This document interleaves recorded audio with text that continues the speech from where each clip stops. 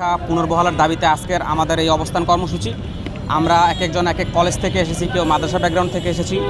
আমরা আমাদের কণ্ঠস্বরকে জাগিয়ে তুলতে চাই। আমরা ঢাকা বিশ্ববিদ্যালয় প্রশাসনকে পৌঁছাতে চাই এবং তাদেরকে বলতে চাই, আপনারা অনতিবিলম্বে এই সেকেন্ড টাইমের মতো এত শিক্ষাবান্ধব একটি সিদ্ধান্তকে আপনারা কেন আটকে রেখেছেন, কেন বন্ধ করে রেখেছেন।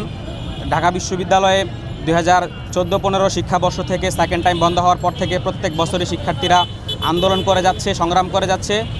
যখন স্বৈরাচার পতিত ফ্যাসিস্ট হাসিনা আওয়ামী লীগ রেজিম যখন ক্ষমতায় ছিল, তখন ছাত্ররা যখনই রাজপথে নেমেছে, যখনই রাজু ভাস্কর্যে এসেছে, দাবি আদায়ের জন্য যারা কোর্টের দরজায় দৌড়েছে তাদেরকে হয়রানির শিকার হতে হয়েছে, তাদেরকে জেলে যেতে হয়েছে, তাদেরকে ছাত্রলীগের হামলার শিকার হতে হয়েছে। আমরা দেখেছি 2014 সালে যখন সেকেন্ড টাইম বন্ধের ঘোষণা দেওয়া হয়, তখন আমাদের ভাইরা রাজপথে নেমে এসেছিল।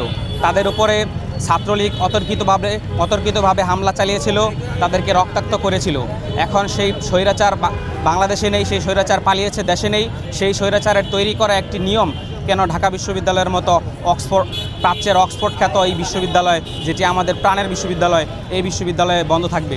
ঢাকা বিশ্ববিদ্যালয়ে সহ আরও অন্যান্য পাবলিক বিশ্ববিদ্যালয়ে সেকেন্ড টাইম বন্ধ করা হয়েছিল, কিন্তু ধাপে ধাপে সেই বিশ্ববিদ্যালয়গুলোতে সেকেন্ড টাইম চালু করা হলেও ঢাকা বিশ্ববিদ্যালয়ে এখনও পর্যন্ত সেকেন্ড টাইম বন্ধ রাখা হয়েছে।